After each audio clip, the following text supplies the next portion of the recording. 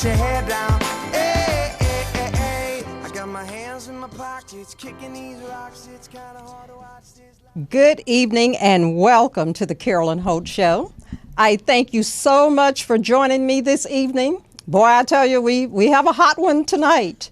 And if you want to join the conversation, you can feel free to call the show at area code 323-293-3375. Again, that's area code 323-293-3375. Because tonight we're talking about sexuality in America. We're talking about casual sex. We're talking about hooking up. We're talking about infidelity, cheating, same thing. And we're just talking about things that have shown up a lot lately in the news in terms of sexual behavior. Because there's this notion out there that anything goes, it's my thing, I can do what I want to do. And I can say that because that's from my era. It's my thing. I'll do what I want to do. But we're going to examine, is that really true? Is that the best notion regarding sexuality? And my guest tonight is none other than Pastor Melvin Herndon. Now, Pastor Melvin, he's going to help us to sort out all of these notions that we have about sexuality and help us to determine if we're on the right track. So, Pastor Melvin, are you ready to talk about sex? I hope so.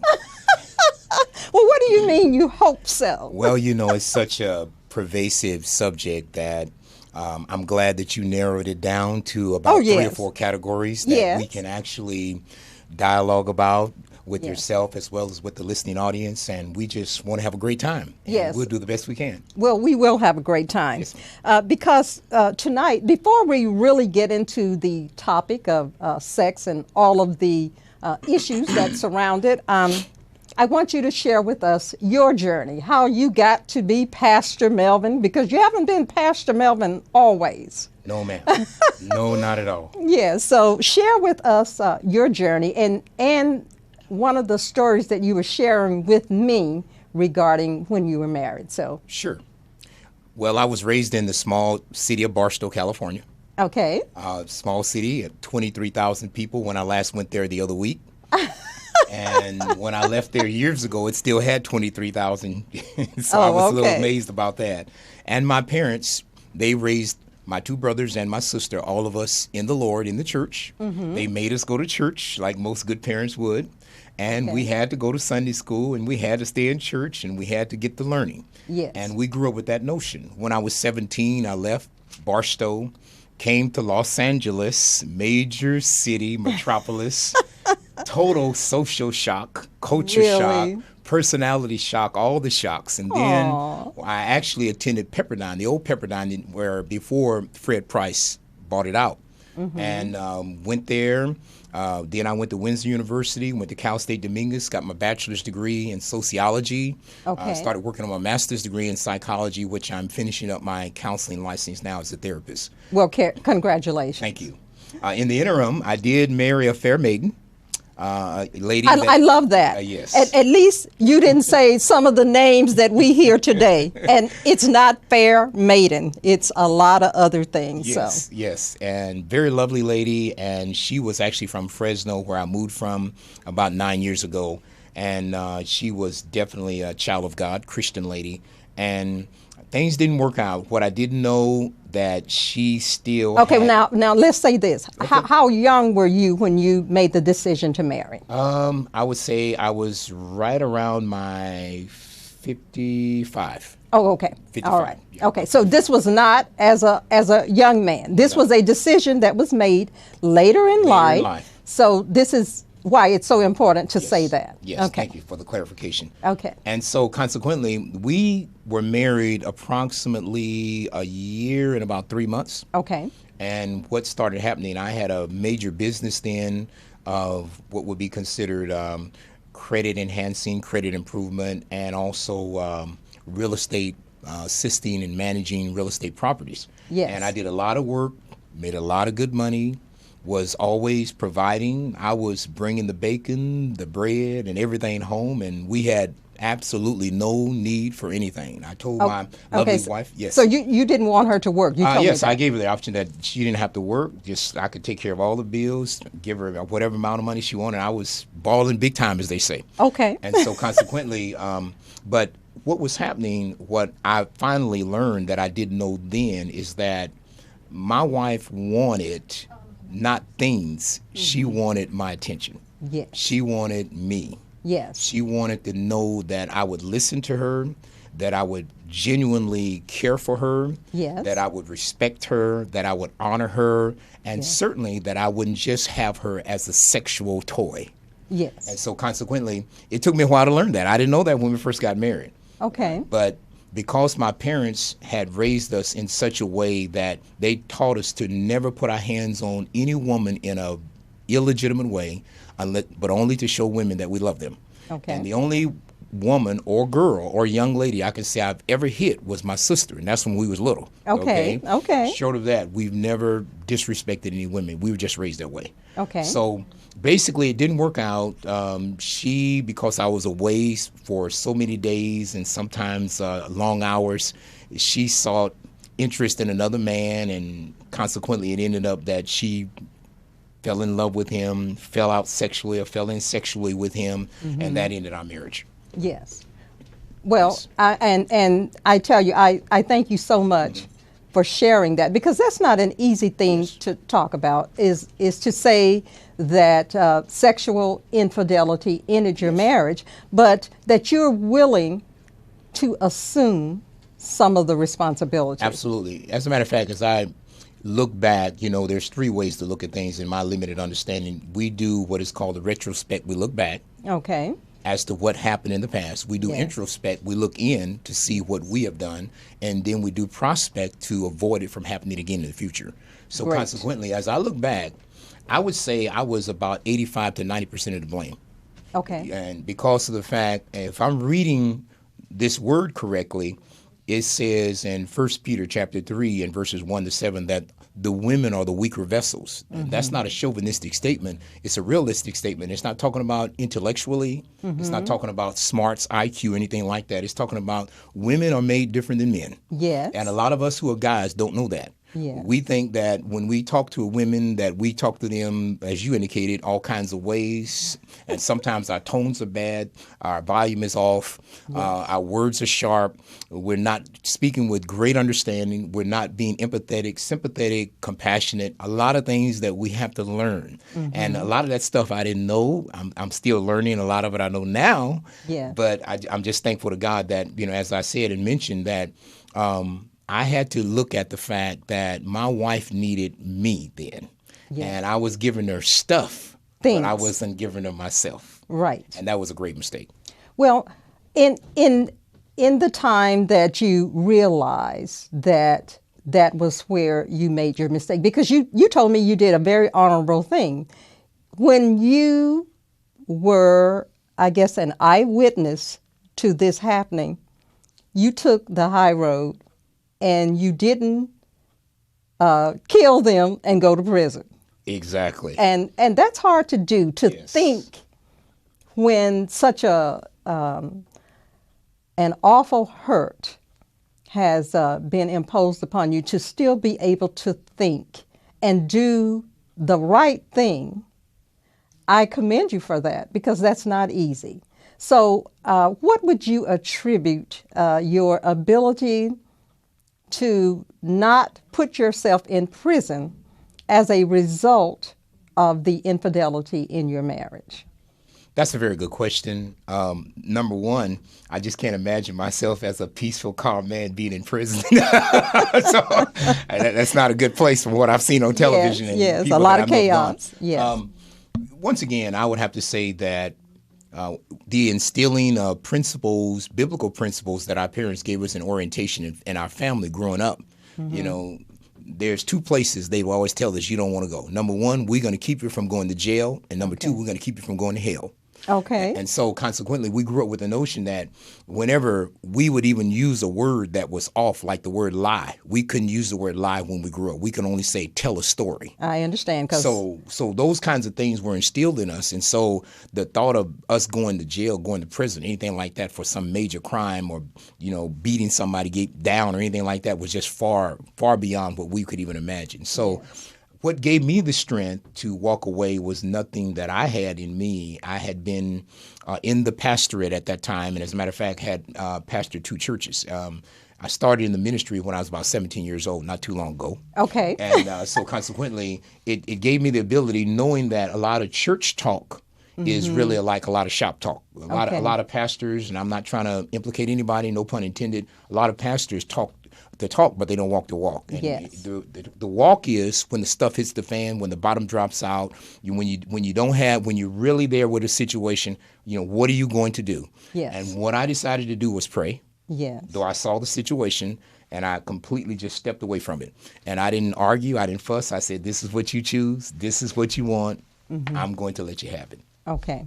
Now, in terms of the legal aspect of this, though, I mean, did she keep some of the things that you gave her, or was she as honorable as you and said, okay, because I caused the injury here, I'm going to step back and I'm going to give you the house, the car, everything free and clear, and I'm going to go on with my guy? Well, actually, the way that it went down was I just relinquished everything to her.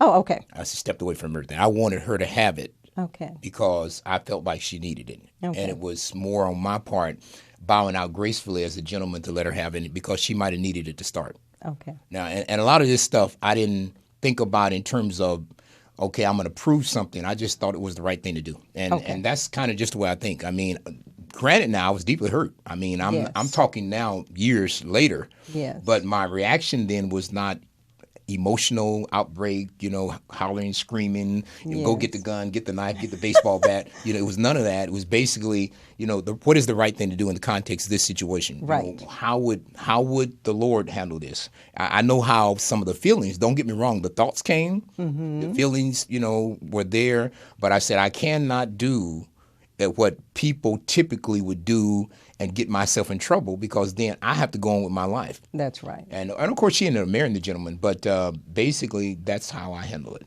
Well, I think you are to be commended for that, because I don't think I would have reacted quite the same. Okay. But for the sake of our conversation tonight, our show, the audience for this show is 18 to 34 years old. Okay.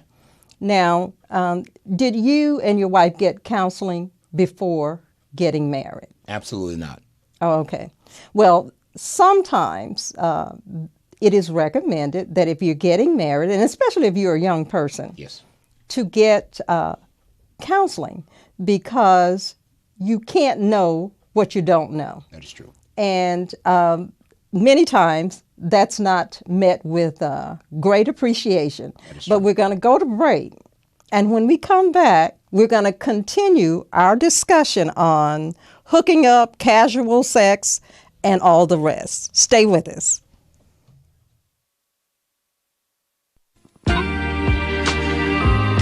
Be extra careful. Welcome back to the Carolyn Holt Show. Tonight we're talking about sex, and we're talking about hooking up, casual sex, infidelity, cheating, however you want to call it. The number to participate in tonight's show is area code 323-293-3375. Again, that's area code 323-293-3375. We want you to call if you have questions. I'm here with Pastor Melvin Herndon, and he's given us some insight into the infidelity or the cheating aspect of a relationship. But in this portion, we want to talk about the millennials and their views on sex and hooking up. They feel that hooking up is far better than what the previous generation did that were their parents. The boomers, they did a lot of, I guess they did do some hooking up, but it was with a lot more people. And the millennials feel that they are doing a better job because they're hooking up with people they know, and they're called friends with benefits. Now, if you've been a friend with benefits, please call the show at area code 323-293-3375. If you have been such a person, I want to hear from you because we're going to get some clarity on this subject. If you're just into casual sex, we want to hear about that as well. You can feel free to call us as well at 323-293-3375.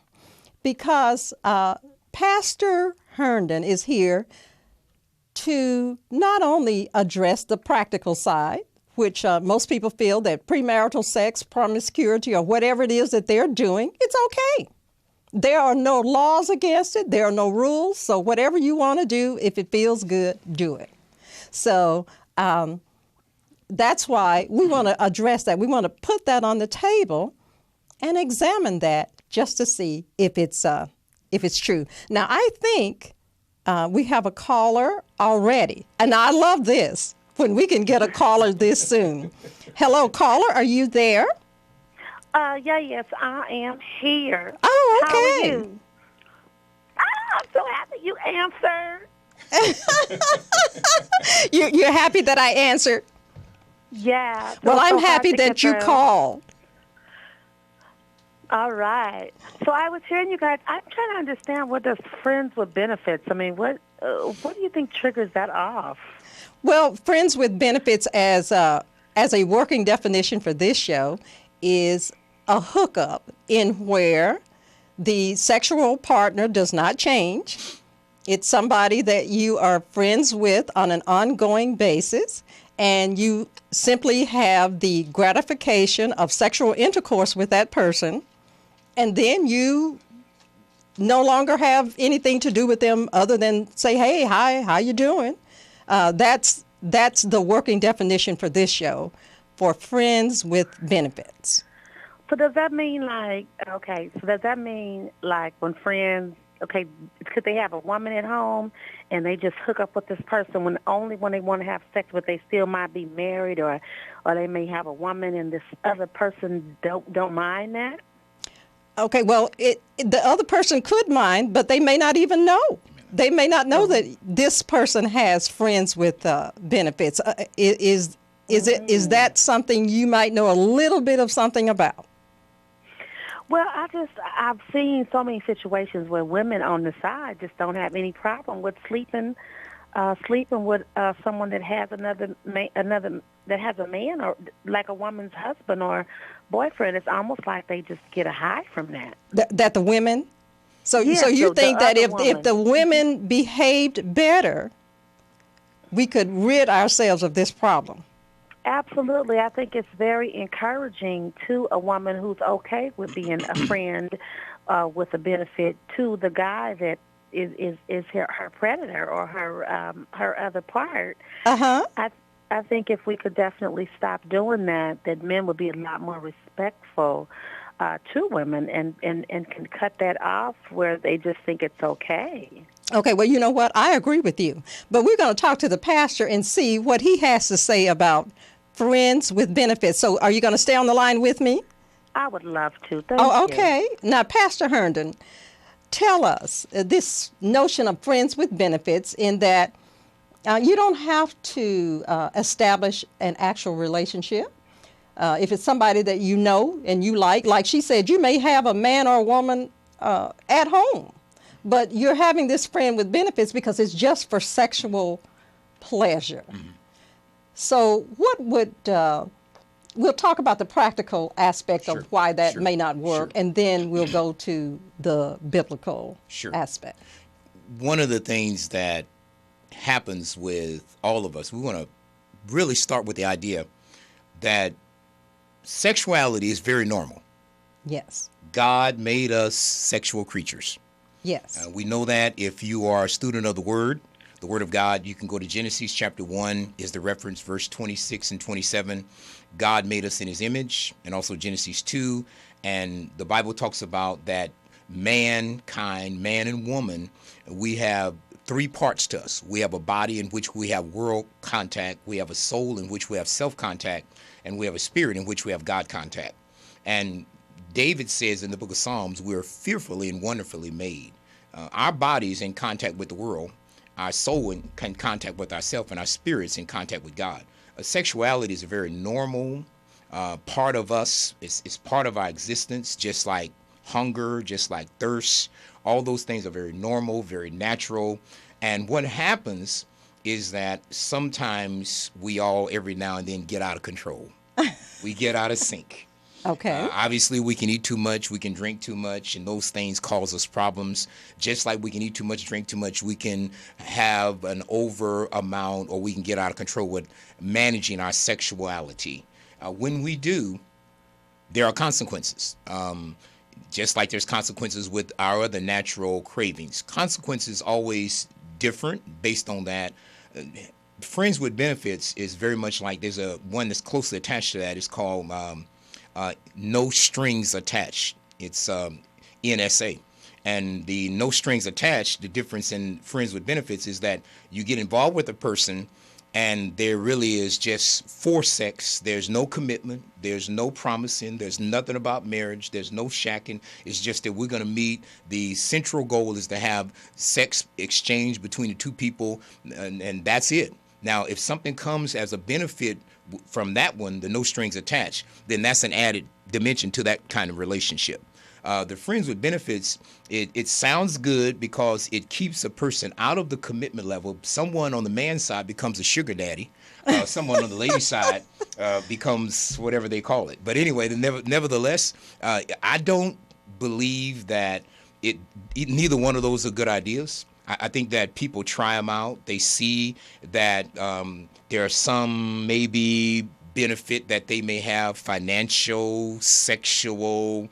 Some people get into these situations because they're in dire straits. They want companionship. They're willing to settle for somebody who they may think they can't get or can get. But I just really believe you're right, ma'am. I believe you're very much right that our whole morality is hinged on the basis of how women like you and women like these fine women here, they conduct themselves. Because we can't do as men to you guys unless you guys let us do something. Unless we rape you, of course, and then we're going to jail. Crime. Yeah, that's a crime. So you guys set the tone for the morality in society. And so if you say no and we're respectable, we're going to respect that. But when you guys say yes and a lot of things go south and they keep going south, then we just kind of feel like we can just, step it up and kick it up another notch and do all kinds of stuff. So that would be my comment to that.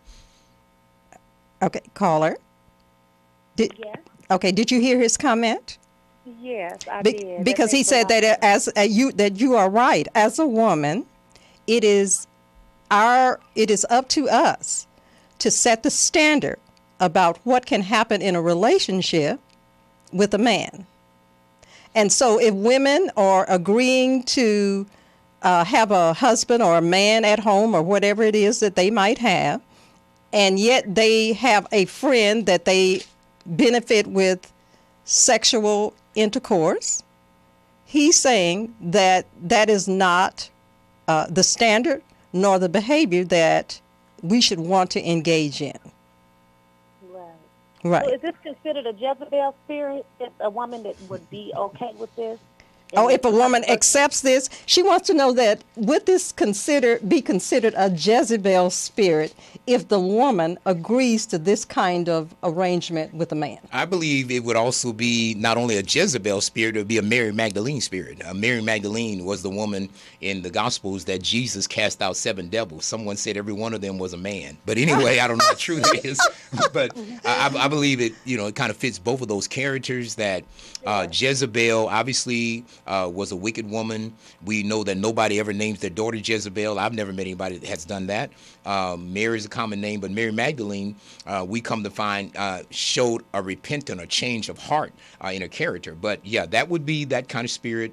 And that's the spirit that, once again, when women take a stand and say, look, we are not going to just settle for less.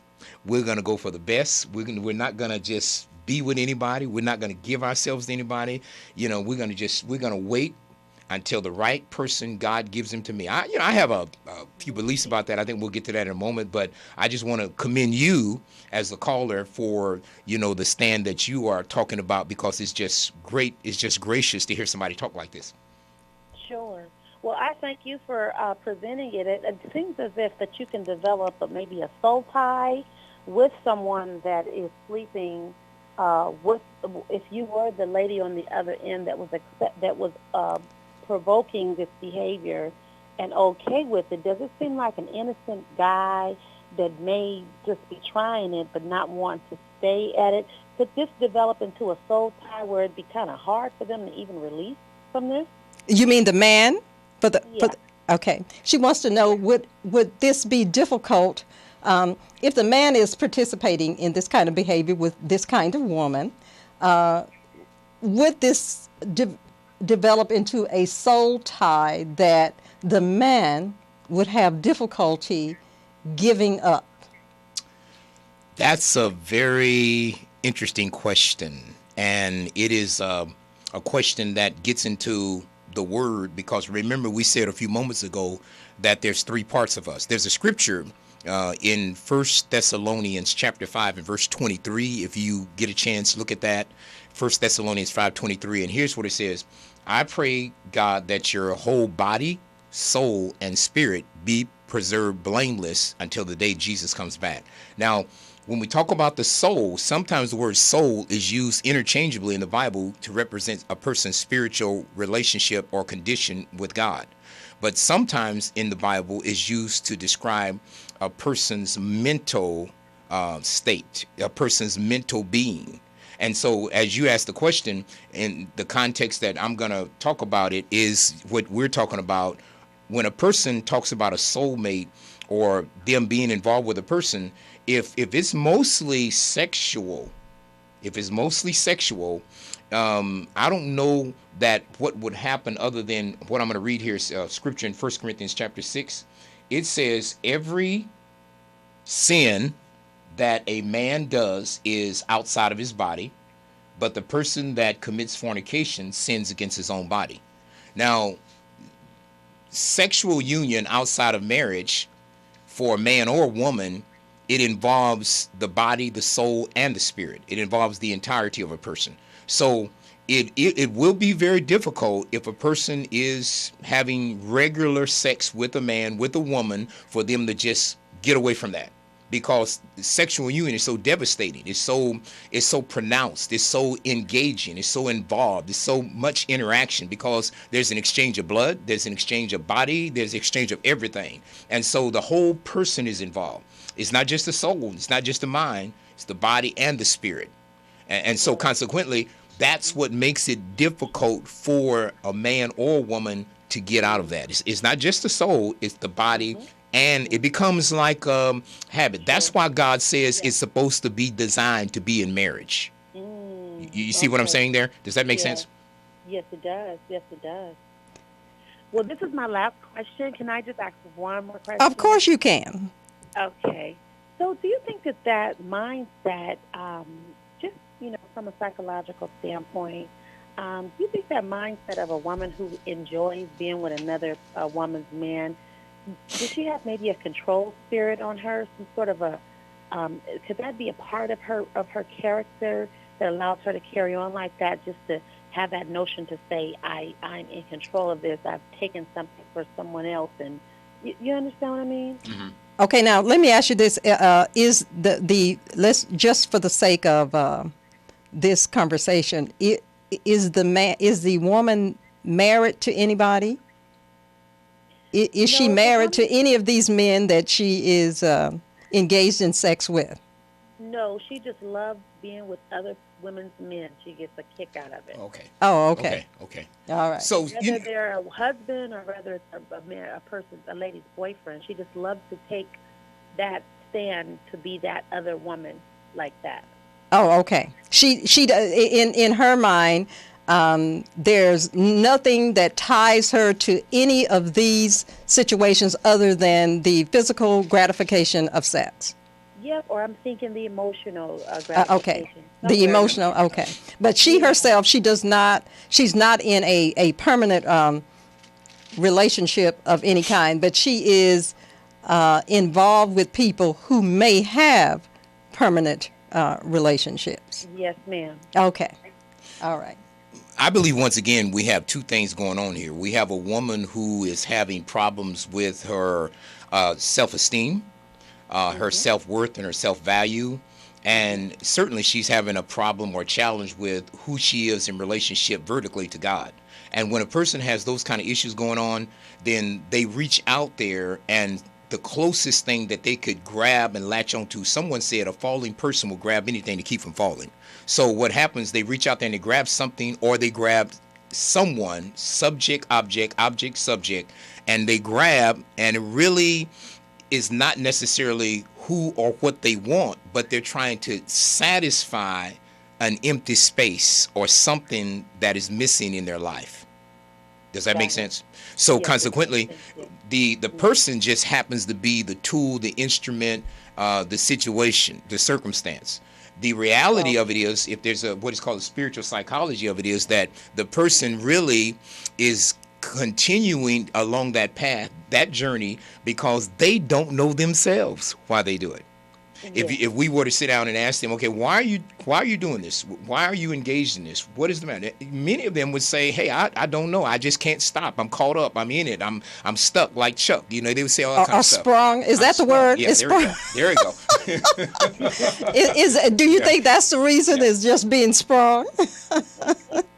Yeah. Which gets back to the physical, mental, and also spiritual devastation of sexuality. Okay. It involves that. That's why people are stuck there, because they don't know the impact that God gave to the sexual arena in human beings, and they just think mostly it's physical. And for a lot of people, it's just physical satisfaction. But it brings the whole person in, and that's why it's hard to get out of. Yes, that makes sense to me. Now, caller, does any of that make sense to you? It does. It definitely does.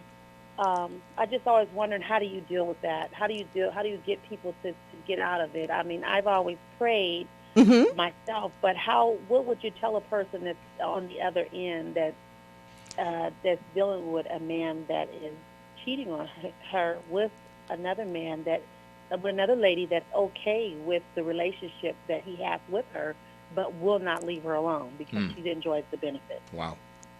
Well, yeah, and as he just said, benefits, I guess, are very hard and very difficult to give up. But I would suggest, if at all possible, that the person that is accepting of cheating and all of these things, and the person that thinks that taking someone else's man or being involved in this way, I want them to call a show. Because we would love to speak to them, because there may be something that we don't know. Right. Not that we're saying that it sounds like their behavior is okay, but it just may be some further information that would clarify why this behavior, they're willing to accept it. Because friends with benefits, like I said, it sounds to me like something that you say so that you don't have to deal with what you're doing. Say, you know what, I'm getting something out of this that I like. I'm getting money. I'm getting attention, and I don't have to be worried about the problems, the day-to-day issues or challenges that are part of a relationship. I can just get, as they say, do my thing and keep it moving. That's all true. You can. But as he said, there are some consequences that you may not ultimately want to deal with. So I really thank you, because this is something that we need to talk about. And I so appreciate you calling and sharing the information with us. And like I said, if you can get those other people that are involved to call us, we'd love to talk to them as well.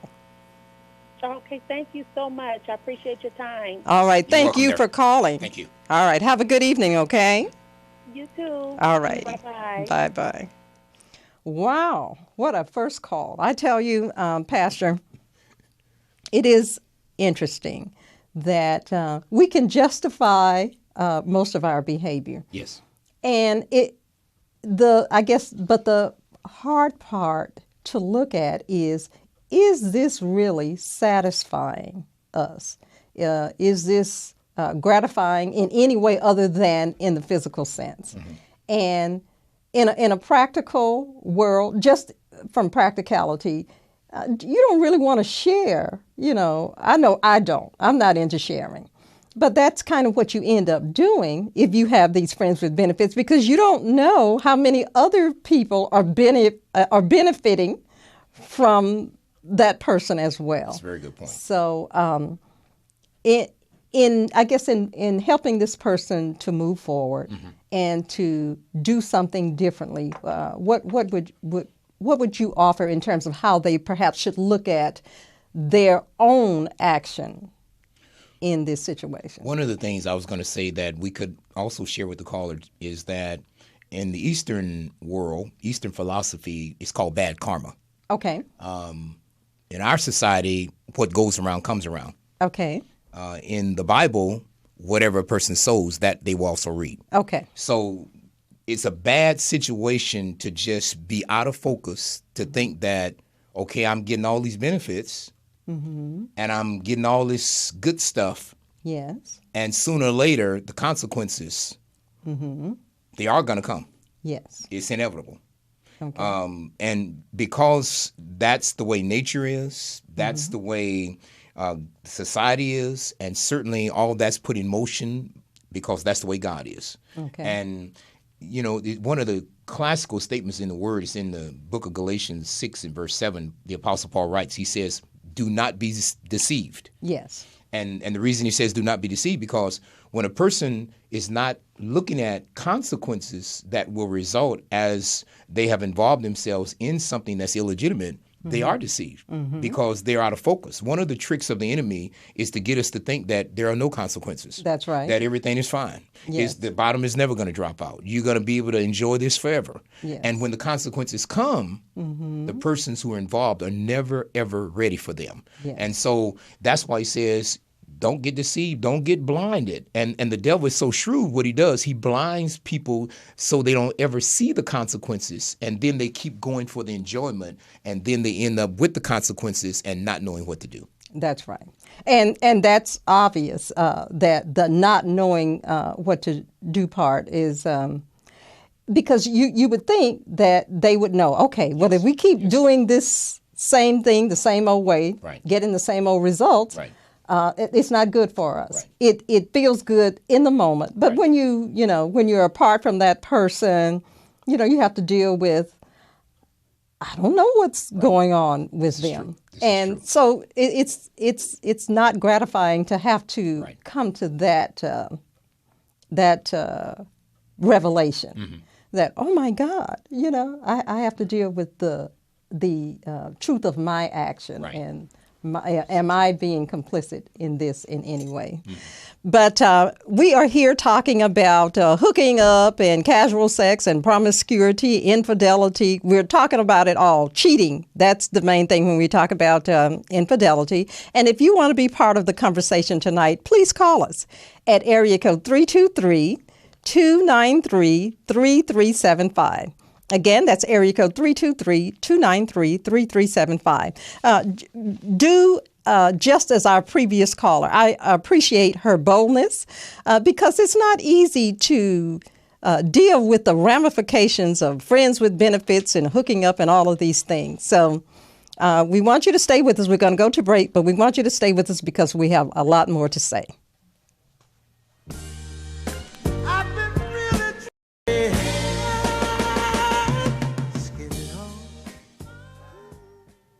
Mm-hmm. Yeah, let's get it on. Yeah, I hear you. Well, tonight we're here with Pastor Melvin Herndon, and he has been gracious enough to stop by so that we can talk about sex and the consequences of bad decisions that we make. And for the millennials, I just want to tell you that we want to help you to avoid as many lifelong errors as you possibly can. So we're not trying to be preachy. We just want to help you make better decisions. And you're doing a good job, because in your hooking up, you only hook up with about 8 people during your hookup period. And the baby boomers, the people who are your parents, they had about 11 partners. So you're doing better. But the other thing that you need some help with, because most of you believe that cheating or extramarital affairs are the absolute worst thing that you can do regarding sexual behavior. Well, that's true, but lying and being deceptive and all of these things are equally as bad. So we're going to continue our discussion with Pastor Herndon about some things that will help us to get on the right track and just require more than just having hookups and friends with sexual benefits. So, Pastor Herndon, I thank you so much for being here. And listen, this is a hot topic and a hot subject, yes. But I appreciate the clarity that you're offering. Sure. So, what is it? I want to say that it depends on the standard or our value system. Okay. Many people go by their personal value system, which they think I choose what is right and wrong. That's true. Some go by their families, what my parents taught us was right and wrong. Right. Some go by what they learn in society, what society says is right or wrong. That's true. Some go by the church, what the church says is right or wrong. Okay. And then some people go by the Bible. Okay. What the Bible says right or wrong. All right. So we want to establish that we all have some kind of impacting influence from all of those values or standards. But the one, in my limited, humble opinion, that plays the major role would be the Bible. Okay. Because from the Bible, we get our personal, we get our family, we get our social, and we also get our spiritual value system. Okay. It emanates, it derives from the Bible. All right. As a matter of fact, I was telling someone the other day, one of my mentors, I didn't know the golden rule, do unto others as you would have them do unto you, was in the Bible till a few years ago. And it's in Matthew chapter 7 and verse number 12. All right. That's where the golden rule came from. All right. And a lot of things that we take for granted that we learn in elementary school and intermediate, junior high school, those things, all that knowledge comes from the Bible. Okay. A point being, once again, that the Bible gives us all this knowledge in valuing what things are worthwhile and what things are not worth the time it takes to call their name. Okay. And a lot of times, if we don't know the difference based upon where these particular values came from, then we easily would say, I don't see anything wrong with it. Yes. I don't see nothing wrong. Listen, wrong you with know, it. there's a song by R. Kelly. R. Kelly, yes. I don't see nothing wrong with a little bump and grind. Right, exactly. Well, we know having that attitude, what happened to him. So. Right, that is very true. And it's one of those things where, once again, it's the value system we choose. It has to be above who we are. Okay. And if I just go by my personal value system, there's a lot of scripture that suggests and gives us information. Woe unto the person, or it's damnable for the person to say, call something evil good and something good evil. Right. And one of the pushes in society, our society, is to get a leveling of what morals are so everybody can do their own thing and nobody call them to accountability. Accountability means that we must be responsible for our own actions. And if we can do enough and get enough legislation, if we can get enough people voting, if we can get enough people going against what the word says is wrong, then that means we can pretty much do and decide whatever we want to do, and So that makes we it can right. justify it. We can justify it, and that makes it right. And this is the unfortunate trend that's going on in society, where our society is headed to, and that happens. It causes total chaos, and then inevitably corruption. That's how Rome fell. Rome fell because inside, total corruption, loss of values, every kind of evil and ungodly, wicked thing came in, and then consequently Rome fell. Well, I get there's this feed that I get from a digest. It's called Cora Digest. And just before coming here, a 13-year-old girl wrote in, and she said that she is pregnant, and she does not know what to do.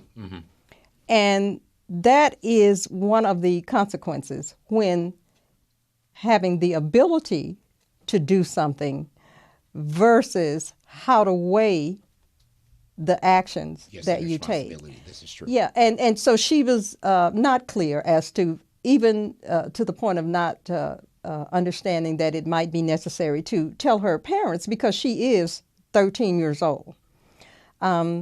It seemed that, I guess, some of her concern may have been being sexually active at 13, and being able to perhaps keep this a secret. And so she really was struggling. And I was struck by some of the information that she was given. Some people said, well, you could consider an abortion.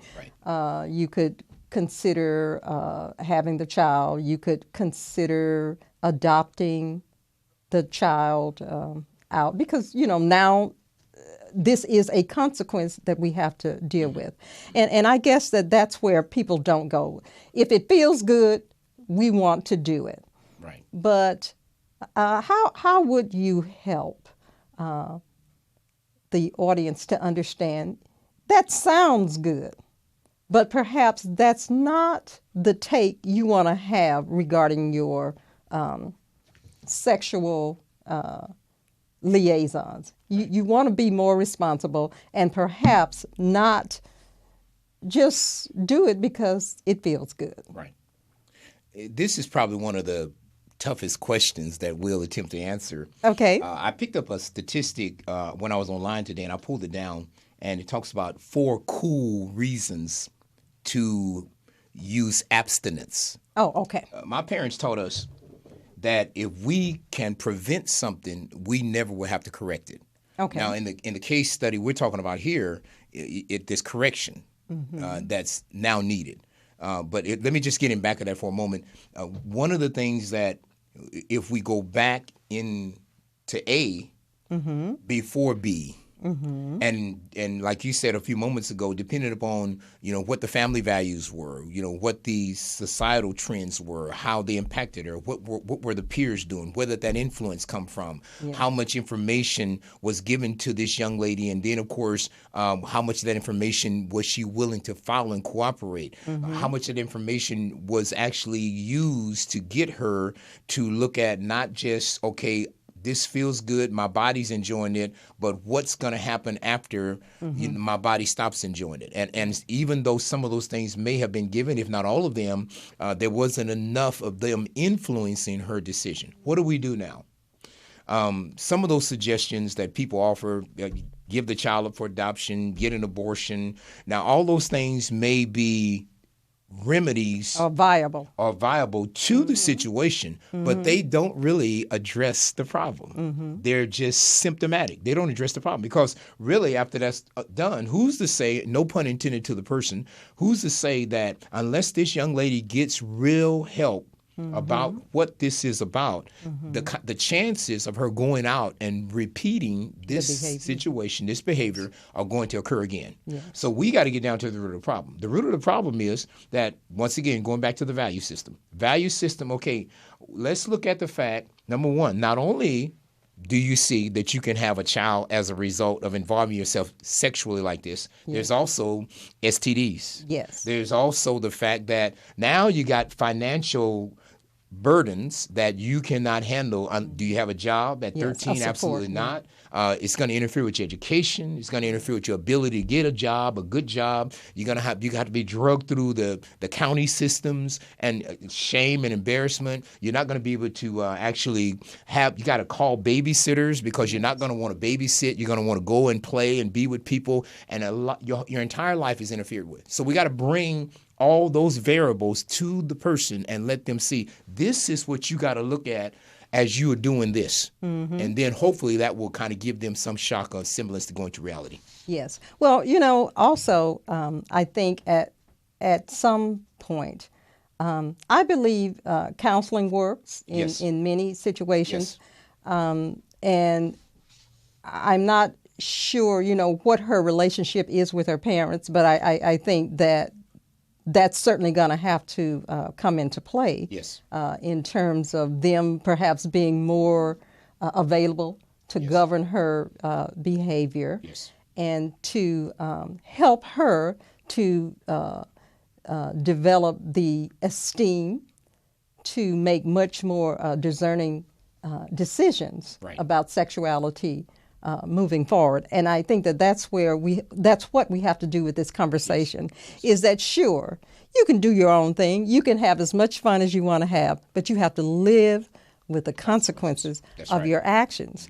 And the problem is, many times, the consequences of your actions involve so many other people than you. That is true. And people want to live their own lives. They don't want to be responsible for they're going to become bad decisions as soon as you involve them in terms of support. So people don't want to participate in perhaps the bad decisions that you're making. Sex is going to always be with us, and so there's no getting around that. But we can think about the impact that our behavior is not only going to have on ourselves, but on others.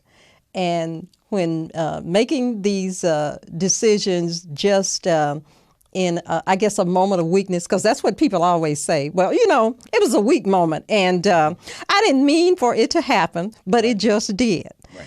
And that may very well be true, but can you live with the decision that you made in that moment? Because often children are created, and as the pastor just said, children cost a lot of money. And they can be an expense that perhaps you're not prepared for. So I guess moving forward, one of the things that we like to talk about on this show is how to move from misery to magnificence and from subpar to spectacular. And I say that in dealing with the issue of sexuality, if you don't want to be miserable, but you do want to be magnificent, you have to check your behavior. Yes. And you have to learn how to listen, because I know that most people feel that one of the hallmarks of being an adult is to be able to do whatever you want to do without anybody telling you what to do. Well, that is true, but you need you need to shore yourself up. You need to have some foundation there in order to make that possible. So if you want to move from misery to magnificence, you got to learn how to listen, and you have to learn how to be a practical person and not just let your physical desires overtake you.